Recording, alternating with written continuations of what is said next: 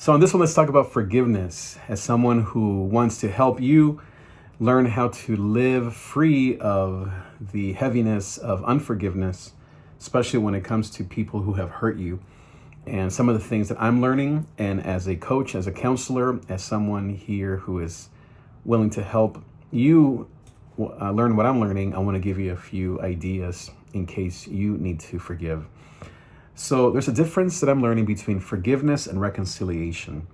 So forgiveness is what we normally feel as the hardest thing to do, which is to come to a place of agreement with maybe what you've done wrong in the relationship, or perhaps what the other person has done wrong in the relationship. Most of the time, when we come to issues of forgiveness, we want and need and feel victimized or vindicated, wanting the other person to ask us for forgiveness. That's what our heart and the wound desires. But that hardly ever comes because the other person is unwilling, unaware, or just simply doesn't care.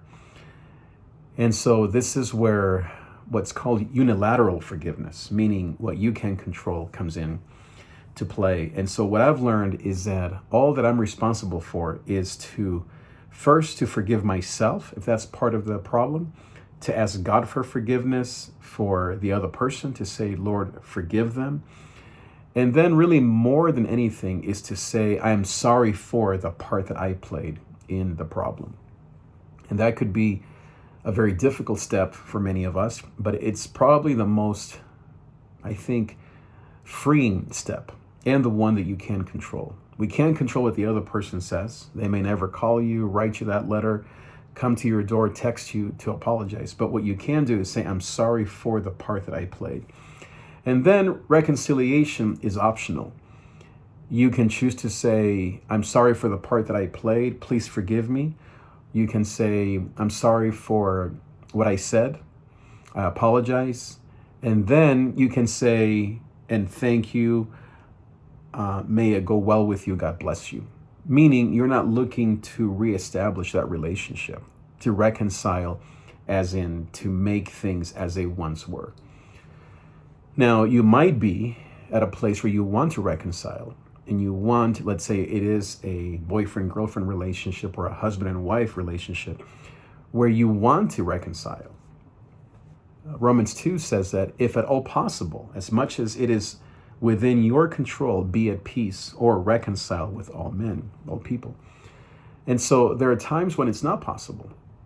You don't want to reconcile because the wound is too deep. You can forgive, but not reconcile. Or once you ask for forgiveness, maybe the other person also asks you for forgiveness, which is what we call mutual forgiveness versus unilateral. Then you may be ready to reconcile, to say to that person, can we get some food? Can we get some lunch? Can we talk about our issues? Because in your heart, you want that relationship to be mended. Now, I have a couple of experiences with forgiveness where I only have wanted to forgive and not reconcile because it wasn't that deep of a relationship. It was something that I needed to get off my chest, to let go, to forgive. And it wasn't something that they asked me for forgiveness, but I was just willing and strong enough to say, please forgive me for my part. And that was enough for me to release most of that tension, most of that uncomfortableness in my heart. Now, do I wish that they had said, I'm sorry as well? Of course, that may or may not come. It probably won't come, but I'm okay with that. What I'm also okay with is letting things be without reestablishing that relationship. And that's okay. As I said, God doesn't expect you to go back to how things were with everyone. What God says is to, when at all possible, be reconciled, to forgive one another, to be at peace with all men as much as it is possible. Forgiveness is something you can control. Reconciliation is something that you cannot control.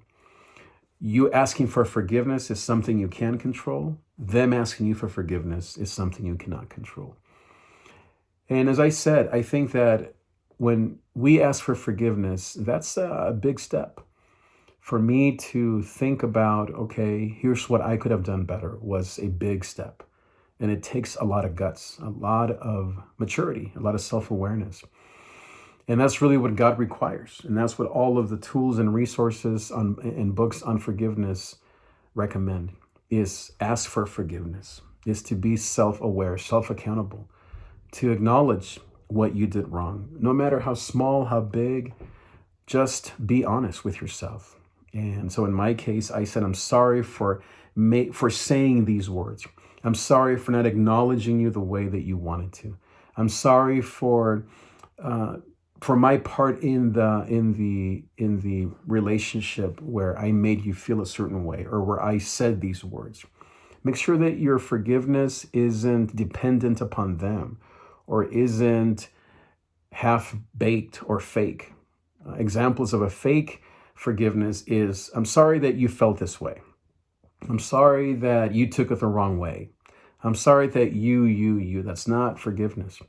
Forgiveness, self-accountable forgiveness, unilateral forgiveness is, I'm sorry that I wounded you this way, that I offended you this way. And that takes a lot of awareness and going back and reflecting on what you did wrong, because there's always two sides to two sides to the same coin, always two sides to the same story. And it's good that you think about, okay, what did they say when you went through that anger, that conflict? What did they say to you in frustration? And maybe 90% of that was a bunch of lies and just anger, but maybe there was 1 or 10% that you could say, you know what, they have a point. Maybe I did feel this way. Maybe I did want to take revenge, even though I didn't, but I thought about it. And what does the Bible say? Even if you think about revenge, then you can say, Lord, forgive me. So in the least, you can say, I'm sorry for having thoughts of revenge. I'm sorry for making the wrong decision. I'm sorry for not being careful or not being caring enough.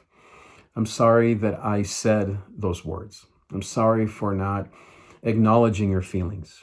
See, all those are self-aware, self-accountable statements. Not, as I said, you did this and you took it the wrong way, and well, I'm not sure why you are mad. That doesn't work. That only makes things worse, actually.